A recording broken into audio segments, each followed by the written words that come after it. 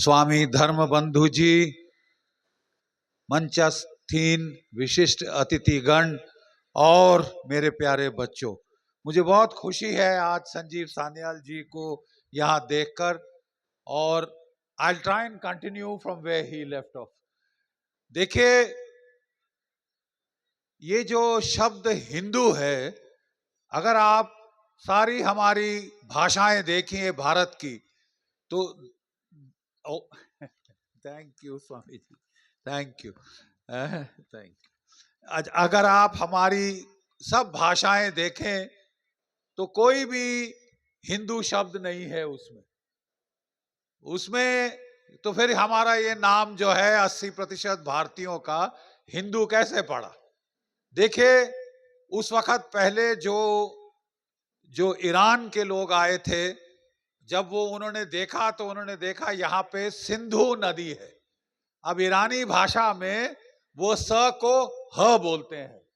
अगर हम होमा सोमा बोलते हैं तो वो उसको होमा कहते हैं, ठीक है। हम सप्त सिंधु बोलते थे, उसको वो हप्त हिंदू बोलते थे।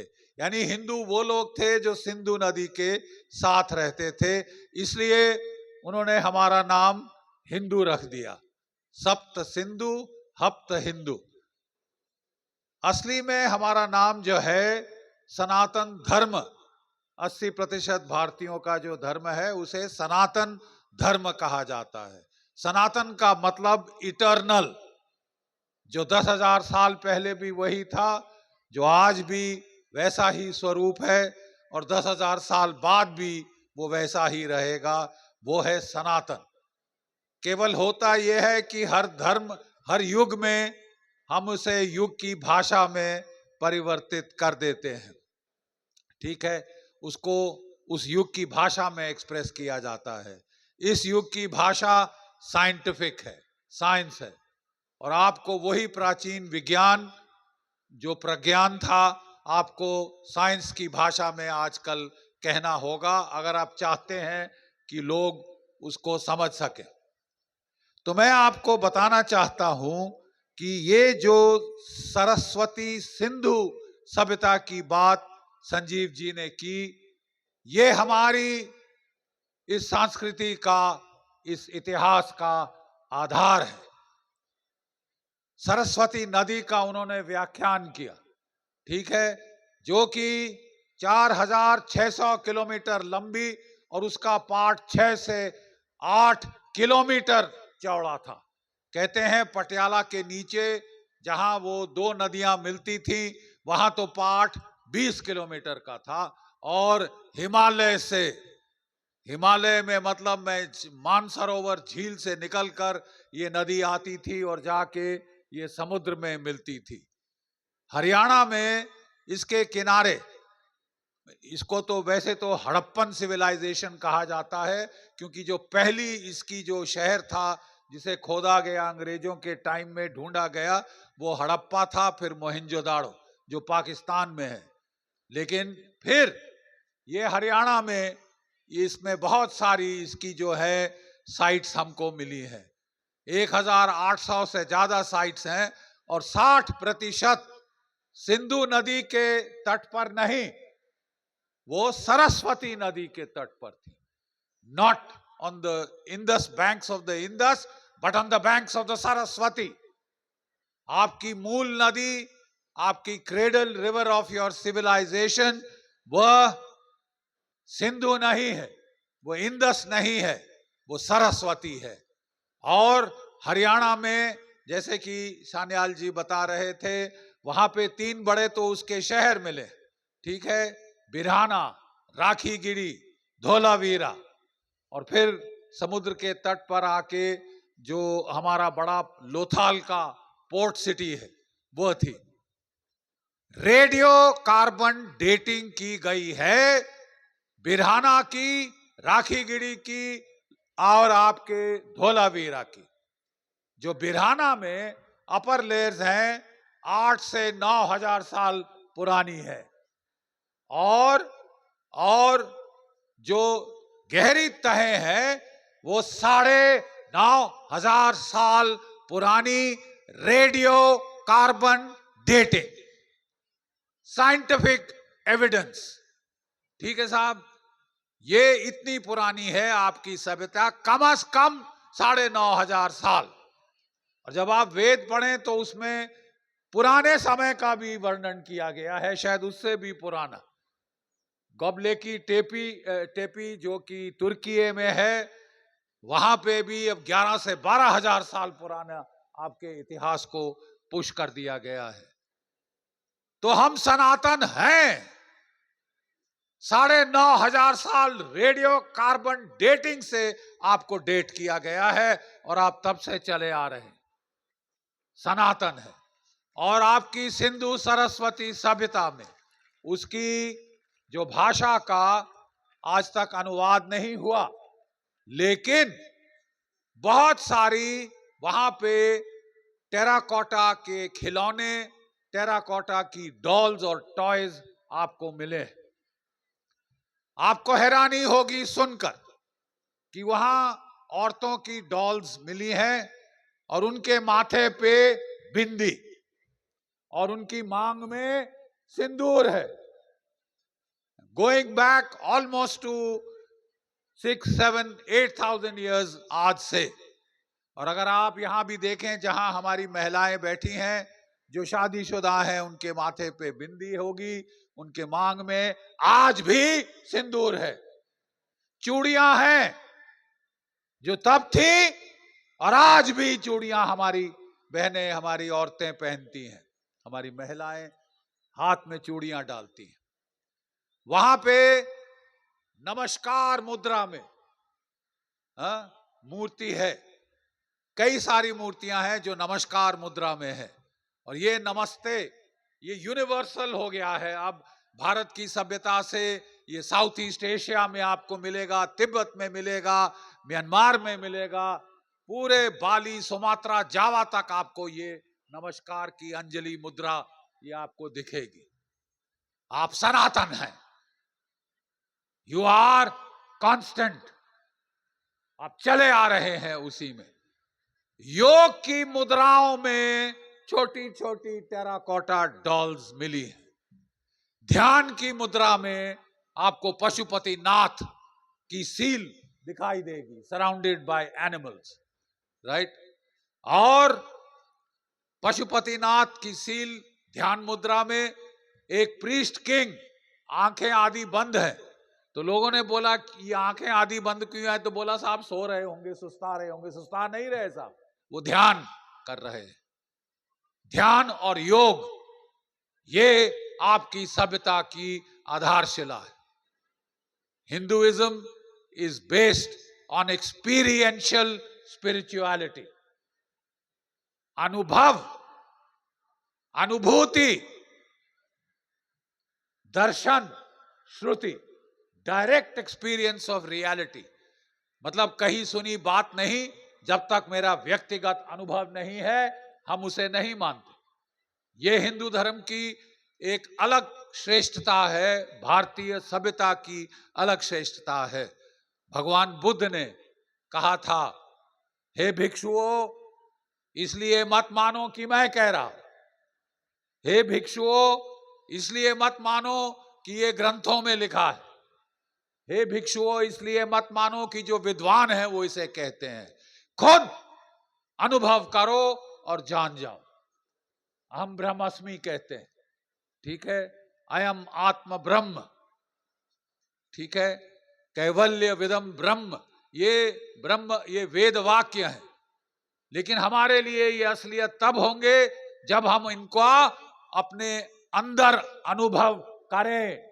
We experience that reality for ourselves. बहुत पुराना देश है बच्चों, बहुत प्राचीन देश है ये, ठीक है। और आप महाभारत में जब पढ़ते हैं तो उसमें नागा वॉरियर्स का मेंशन है। घटोत्कच भीम का बेटा, ठीक है। हमारे यहां नागालैंड से बच्चे आए हैं, मणिपुर से बच्चे आए हैं, अरुणाचल प्रदेश और सिक्किम से बच्चे आए हैं, ठीक है। महाभारत में उनका वर्णन है। घटोत्कच भीम का बेटा था, वो नागा वॉरियर था। उसकी मां का नाम था हिडिंबा।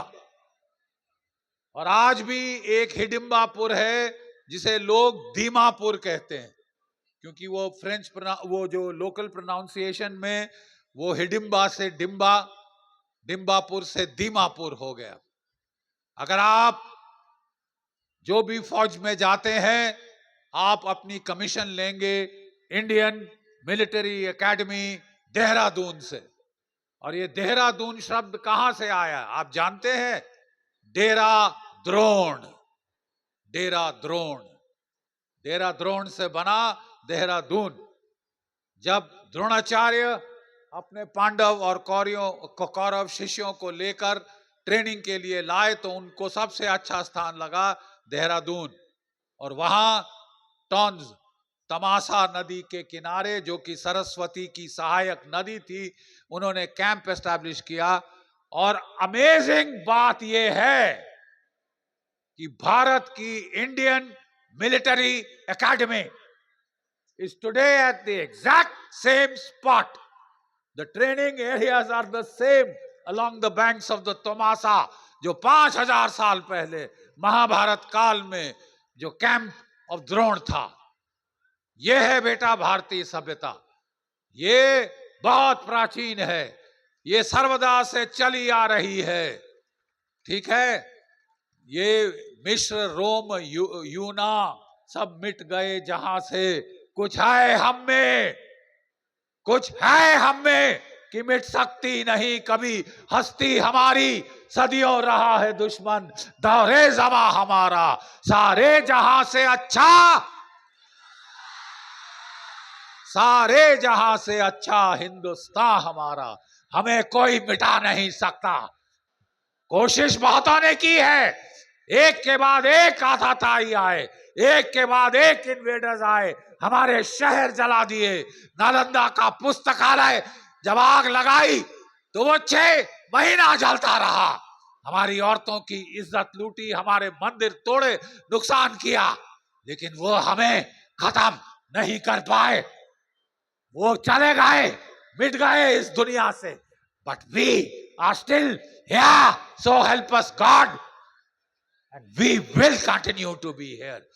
बहुत और सारी सभ्यताएं भी खत्म हो जाएंगी, लेकिन हमारा अंत नहीं होगा, क्योंकि हम ही एक सभ्यता है जो सनातन है।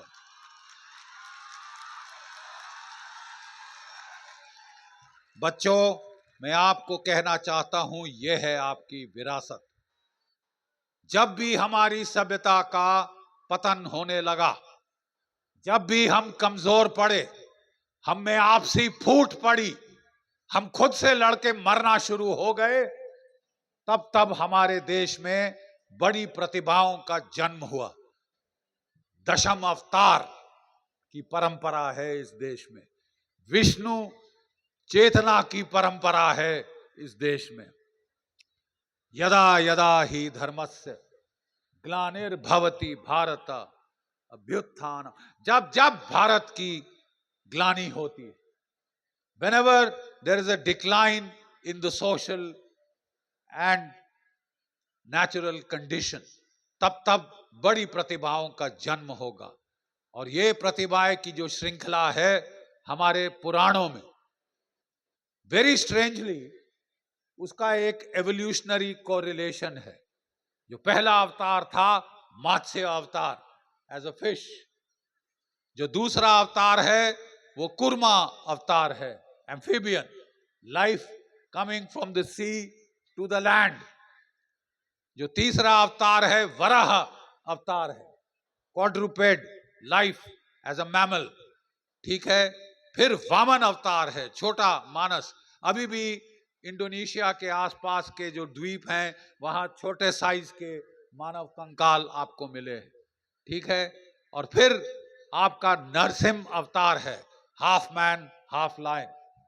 जो स्टोन एज के वॉरियर्स थे वो कैसे लगते होंगे, बड़े बड़े बाल, बड़े लंबे चौड़े, तो वो नरसिंह अवतार जैसे ही लगते होंगे। और जो पहला अवतार है जो मानव स्वरूप में है वो है परशुराम अवतार।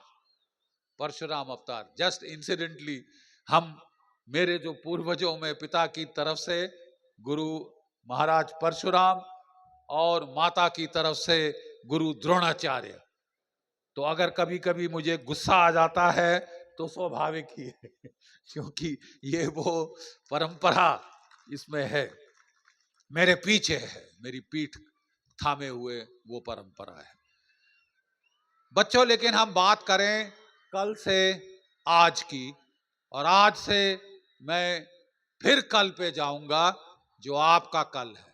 जैसे मैंने कल कहा था, मैं वो कल हूं जो बीत गया। हम जो इस स्टेज पे बैठे हैं, ज्यादातर सफेद बाल वाले, हम वो कल हैं जो बीत गया। लेकिन आप वो कल हो भारत का जो आने वाला है। एंड देयरफॉर बहुत अनिवार्य है, बहुत अनिवार्य है, जैसा कि मैंने आपको कहा था कल, मेरी पीढ़ी ने, जब हम फौज में दाखिल हुए तो बांग्लादेश का युद्ध छिड़ चुका था, ठीक है, और उस युद्ध में मात्र 13 दिन में हमारी फौजें 550 किलोमीटर तीन तरफ से बांग्लादेश की जो अभी मौजूदा राजधानी है ढाका, उस पे एडवांस किया। We marched on an enemy capital and we वहां फहरा दिया तिरंगा झंडा भारत का, राइट। 93,000 कैदी, 93,000 कैदियों ने आत्मसमर्पण किया। और उस वक्त पाकिस्तान का ईस्टर्न आर्मी कमांडर था lieutenant general Amir Akbar Abdullah Khan Niazi, हिलाले जुर्रत सिताराए Pakistan. मैंने उसको बच्चों जैसे फपक फपक कर रोते देखा। जब उसको कैद किया गया तो उसे मेरे शहर जबलपुर में लाके कैद किया गया था। और जब हम उसको मिलने गए तो वो कह रहा था, उसकी तबीयत बड़ी ढीली लग रही थी। हमने कहा क्या हो गया सर आपको आपको क्या हो गया, आपको सरदर्द है क्या? तो बोले कि बेटा, जिसने अपना आधा देश खो दिया हो उसे सरदर्द नहीं होगा तो और क्या होगा। देखिए साहब, ये सरदर्द पाकिस्तान की अभी तक चालू है। मेरी पीढ़ी ने इस पाकिस्तान के 2 टुकड़े कर दिए थे, राइट, 2 टुकड़े कर दिए थे। आपकी पीढ़ी को दायित्व है आपका। मैं आह्वान देता हूं आपको कि अगर ये पाकिस्तान बाज नहीं आया तो आप लोग इस पाकिस्तान के 4 टुकड़े कर डालो। ये काम है तुम्हारा। ये मशाल जलती, मैं अधूरा काम जो हमारी पीढ़ी का रह गया वो आपको दे रहा हूं, ठीक है। अभी हमने चीन से थोड़ा थौ कर लिया है, लेकिन ये बहुत अच्छी रणनीति है, बहुत अच्छी कूटनीति है ये। इसका हम फायदा उठाकर जो 2 देश आजकल बहुत सिर पे चढ़ रहे हैं, एक पाकिस्तान और दूसरा बांग्लादेश, अब समय आ गया है कि हम इनको सबक सिखाएं। ये बांग्लादेश हमने पैदा किया, हमने जन्म दिया था इस देश को। 3,870 ऑफिसर्स, जेसीओज और जवान भारत की सशस्त्र सेनाओं के शहीद हुए थे इस देश को आजाद कराने के लिए। आज वहां पे मुल्लाना मोहम्मद यूनुस साहब आए। वैसे तो बड़े पढ़े लिखे हैं, इकोनॉमिस्ट हैं। हमने सोचा था कि ये कम से कम सेक्युलर होंगे, ये लिबरल होंगे, मॉडर्निस्ट होंगे, और ये यहाँ कुछ ढंग का राज चलाने की कोशिश करेंगे। लेकिन ये तो साहब वहां जाके सबसे बड़े मौलाना बन गए। और वहां पे आज जो माइनॉरिटीज हैं, जो हिंदूज, बुद्धिस्ट, क्रिश्चियंस, उनको प्रताड़ित किया जा रहा है। ये हमें धमकी दे रहे हैं, बोले चींटी के भी पर निकल आए। ये हमें धमकी दे रहे हैं कि हम बंगाल ले लेंगे, हम उड़ीसा ले लेंगे, हम बिहार ले लेंगे। तुम पहले अपने आप को बचा लो, तुम पहले अपने आप को बचा लो। ये बहुत अच्छी कूटनीति है कि हमारा वन स्ट्राइक कोर जो कि चीन की तरफ ले गया था, अब हमने वहां उस तरफ टेम्परेरी या परमानेंट जो भी ट्रूस की है नीचे लाके जरा इनको आड़े हाथ लिया जाए। ये पाकिस्तान जो कि फटीचर मुल्क है, जहां 2 रोज की रोटी नहीं मिल रही खाने को, ठीक है, और ये पाकिस्तान आंखें दिखा रहा है। इस पाकिस्तान की आईएसआई ने सीआईए के साथ मिलकर बांग्लादेश में कू किया है, मैदान कू जैसा कू किया है, ग्रीन रेवोल्यूशन, कलर्ड रेवोल्यूशन की है। क्या है लेजिटिमेसी मोहम्मद यूनुस की? कौन सी इलेक्शन जीती है इसने? आज ये हसीना वाजिद वापस मांग रहा है, तुम्हें मिलेगी हमारी जूती की टिप ऑफ माय बूट। देखिए बेटा, ये वो हिंदुस्तान नहीं है जहां जिसकी मर्जी आए वो आए और यहां आग जला दे, गांव जला दे। अबे ये वो हिंदुस्तान है जो अब तुम्हारे घर में घुस के तुमको मारेगा। हम अपने देश की भूमि पे लड़ाई नहीं करेंगे। The battles will take place on your soil, on your land. तुम जरा आंख निकाल के देखो, तुम्हारी आंखें उखाड़ के बाहर जमीन पर फेंकेंगे and we'll stamp it underfoot. तुम टेढ़ी आंख से देख नहीं सकोगे। इन लोगों को चुनौती देने का समय आ गया है, क्योंकि ये नया भारतवर्ष है, क्योंकि ये एक बलवान भारतवर्ष है। ये वो भारतवर्ष है जो एक न्यूक्लियर पावर है। ये जो भारतवर्ष है जो एक स्पेस पावर है। मार्स तक हमारे रॉकेट पहुंच चुके हैं। ये वो भारतवर्ष है जिसमें दुनिया की दूसरी बड़ी सेना, चौथी बड़ी नेवी और 5वीं बड़ी एयरफोर्स। अब इसे मजाक मत समझना। वो जमाना गया जब लोग आते थे बाहर से और इस देश को रौंद के जाते थे। अब जो है हमारे देश में एक और ऐतिहासिक प्रतिक्रिया हुई थी जो हमारी इतिहास की किताबों में लिखी ही नहीं गई, और वो प्रतिक्रिया थी द इंडियन मिलिट्री रिवाइवल, भारतीय सैन्य शक्ति का पुनर्जन्म। 17वीं शताब्दी में ये शुरू हुई। पंजाब में श्री गुरु गोविंद सिंह जी महाराज ने खालसा पंथ का निर्माण किया, the military brotherhood of the Sikhs. ठीक है साहब, उतना अत्याचार था उस वक्त मुगलों का। कहां से आए थे मुगल? उज्बेकिस्तान से। क्या हक था उन्हें यहां राज करने का? जीरो। लेकिन इतना अत्याचार उन्होंने किया, इतना अत्याचार, इतना प्रताड़ित किया इस देश की जनता को कि विद्रोह हो गया। ये विद्रोह पंजाब में श्री गुरु गोविंद सिंह जी ने किया। दक्षिण में छत्रपति शिवाजी महाराज की,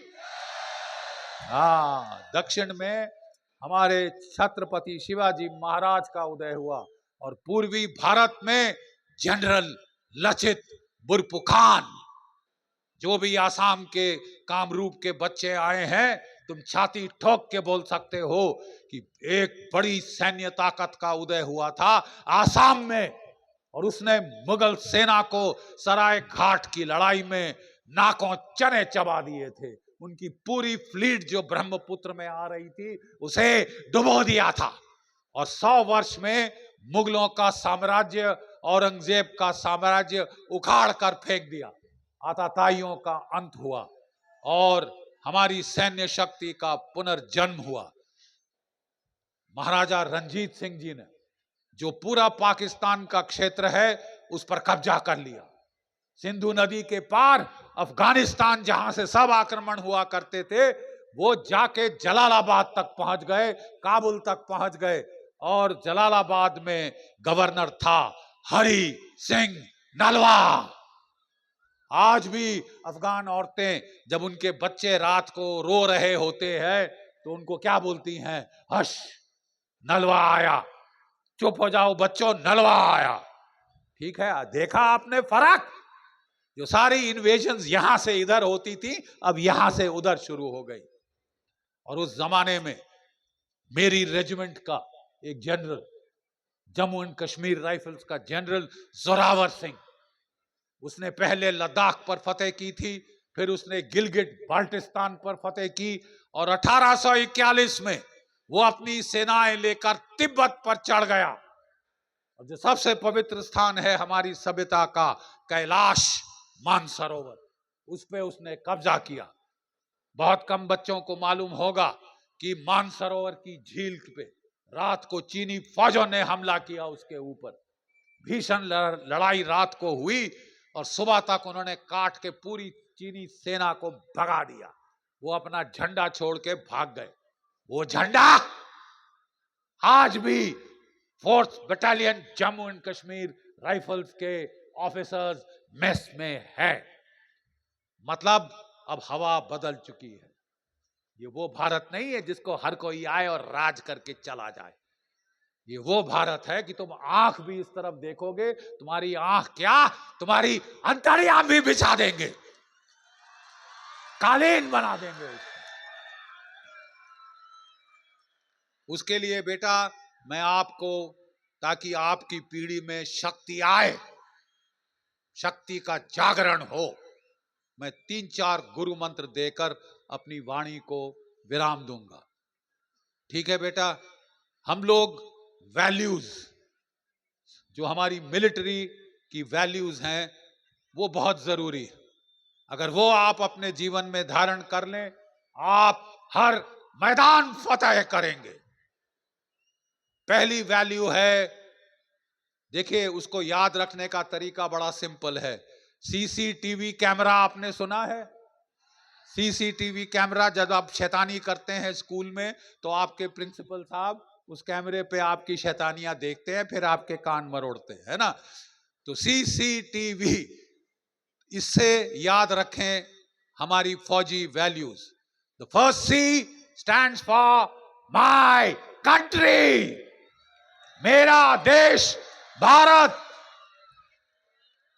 जो हजारों साल पुराना है, जिसको दुनिया की कोई ताकत मिटा नहीं सकी। हर सितम, हर जुल्म हमने सहा और हर आताताई को कुचल दिया।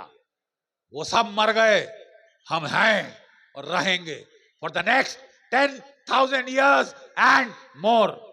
So my country comes first, always and every time. मेरा देश सर्वोपरि है। इससे बड़ी एक भारतीय के लिए कोई वैल्यू नहीं, कोई मूल्य नहीं। हम हिंदू, मुसलमान, सिख, ईसाई, बौद्ध, जैन बाद में हैं। फर्स्ट एंड फॉरमोस्ट हम सब भारतीय हैं। क्या है बेटा एनसीसी का गाना? हम सब भारतीय हैं। We are all Indians first and last. अगर आपके ऊपर कुछ समय तक विदेशी आक्रमणकारी हावी हुए तो इसीलिए हुए कि आप में आपसी फूट थी। ये फूट का एक ही इलाज है। स्वामी धर्मबंधु जी हर साल एक छोटा कुंभ मेला करते हैं। कोई नागालैंड से, कोई मणिपुर से, कोई लद्दाख से, कोई गुजरात से, कोई तमिलनाडु से, कोई केरला से, सब स्थान से यहां पे हमारे बच्चे एकत्रित होते हैं। 18,000 बच्चे इस वक्त यहां बैठे हैं। यू आर इंडिया, आप है भारतवर्ष, और आप सबको मैं नमन करता हूं, एक सोल्जर का सैल्यूट करता हूं। Remember, your country comes first, always and every time.